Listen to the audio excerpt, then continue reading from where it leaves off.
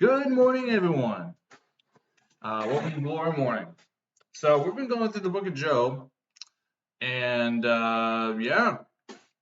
it's the moment the moment has finally come, um, where the Lord is about to answer Job, and it might not be the answers that we've been searching for, Job's been searching for, or his friends have been searching for, but this is what the Lord says.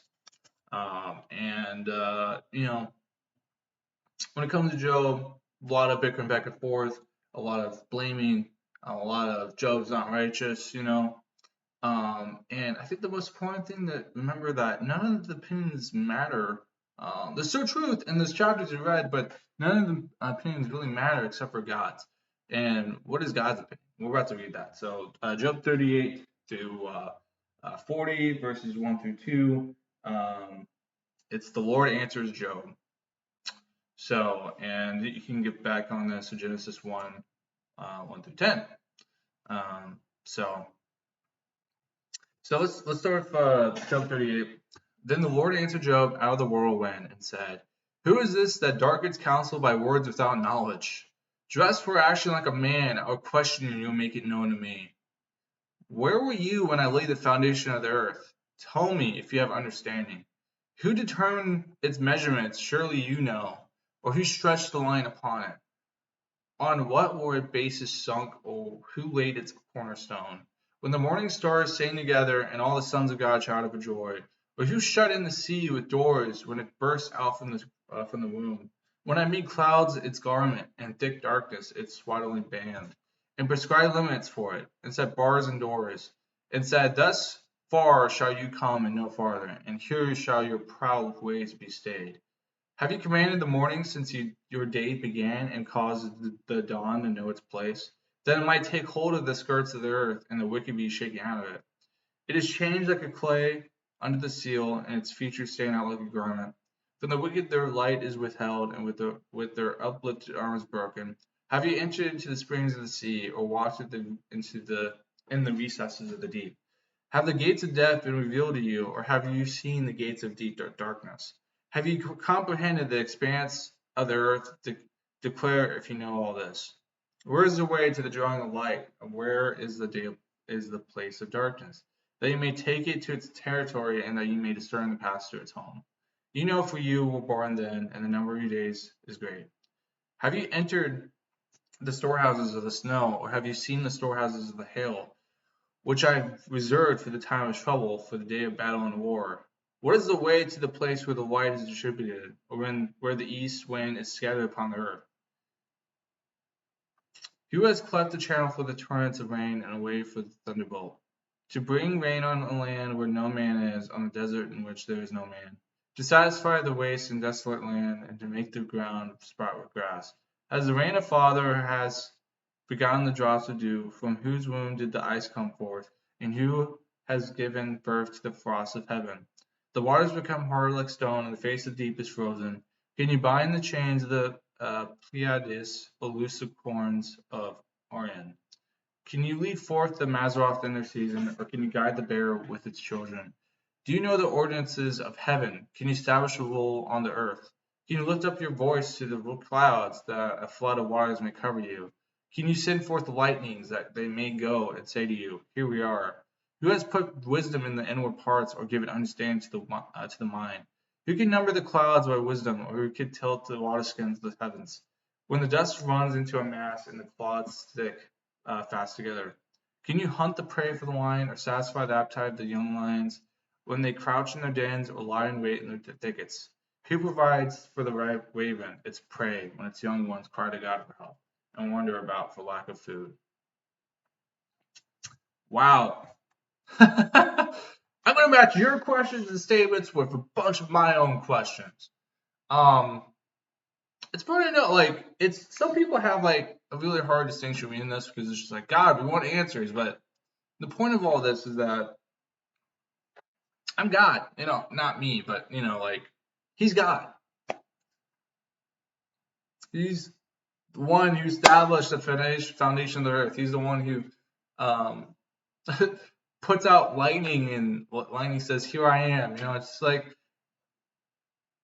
who are you, oh man, to question God? It's like, I don't know, it just baffles me. This eternal being of this whole universe. Um, it's just, yeah, I don't know. It just amazes me. Who we have is like four guys, actually technically five guys, bickering back and forth this entire time, and guys just over here just like, were you there? Were you there, Joe, when I made the foundation of the earth? 28:4. So it's just amazing to me. And it's so amazing to just read this, and there's just so much in science that we still don't know yet. Um, Black hole, for example, with the physics of the black hole, it's still astounding. Astronomers, it's just there's just so much about the universe and about Earth that is just so amazing, and we just don't know. Like when a raven cries, or like when a baby raven cries, do we know for sure that it's crying for its mom, or is it crying to the universe? Is it instinct that birds have? Is that really just natural instinct, or is that the instinct that God's given them? Um, it's just amazing to me. But yeah, this is all good, and it always goes back to Genesis 1:1 through 10, where God created everything. Um, so if you want to read that again, you certainly can. I'm going to go to Job 39. So, Job 39. Do you know, and this is just the continuation of, like I said, we're going to be 38, 39, 40, 1 through 2, all the Lord answers Job. So let's continue this. Job 39. Do you know when the mountain goats give birth, and do you observe the calving of the does? Can you number the months that they fulfill, and do you know the time when they give birth? When the crouch bring forth their offspring and are delivered of their young ones become strong, they grow up in the open, they go out and do not return to them. Who has let the wild donkey go free? Who has loosed the bonds of the swift donkey? To whom I have given the arid plain for his home, and the salt land for his dwelling place. He scorns the tumult of the city, he hears not the shouts of the driver. He ranges the mountains as his pasture, and he searches after every green thing. Is the wild ox willing to serve you? Will he spend the night at your manger? Can you bind him in the furrow with ropes, or will he harrow the valleys after you? Will you just depend on him because his strength is great, and will you leave to him your labor? Do you have faith in him that he will return your grain gathered to your threshing floor? The wings of the ostrich wave proudly, but are they the pinions and plumage of love? For she leaves her eggs to the earth and lets them be warmed on the ground, forgetting that a foot may crush them and that the wild beast may trample them. She deals cruelly with her young as if they were not hers, though her labor be in vain, yet she has no fear. Because God has made her forget wisdom and given her no share in understanding. When she rouses herself to flee, she laughs at the horse and his rider. Do you give the horse his might? Do you clothe his neck with the mane? Do you make him leap like the locust? His majestic snorting is terrifying. He paws in the valley and exalts his strength, and he goes out to meet the weapons. He laughs at fear and is not dismayed. He does not turn back from the sword. Upon him rattle the quiver, the flashing spear, and the javelin. With fierceness and rage he swallows the ground. He cannot stand still at the sound of the trumpet. When he jumps, when the trumpet sounds, he says, "Aha!" He smells the battle from afar, the thunder of the captains and the shouting. Is it by your understanding that the hawk soars and spreads his wings toward the south? Is it at your command that the eagle mounts up and makes his nest on high? On the rock he dwells and makes his home, on the rocky crag and stronghold. From there he spies out the prey, his eye behold it from afar away. His young ones suck up blood, and where the slain are, there is he. So technically, the plan, when you look at the plan, we only have to read 38 to 39. But if you the new chapter summary, with Job 40, this is where it ends. And the Lord said to Job, "Shall a fault finder contend with the Almighty? He who argues with God, let him answer it." Oh my gosh! But I think probably one of my favorite verses of the whole Bible. Uh, Dress for action like a man. I'll question you and you make it known to me. Like, oh my gosh, God, no.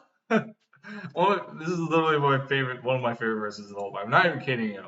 It's just like dress for action like a man, Job. We're gonna fight. I'm gonna fight you right now. Answer me this. Like, um, but yeah, that's the Lord. That's Job 38 through 41, or sorry, not 41, but 40 verses 1 through 2. I think the most important thing to just know is that God's God, we're man, and we're going to see how the book ends tomorrow. But feel free to go into a time of worship, a time of prayer, and we'll finish Job tomorrow. Thank you guys for watching.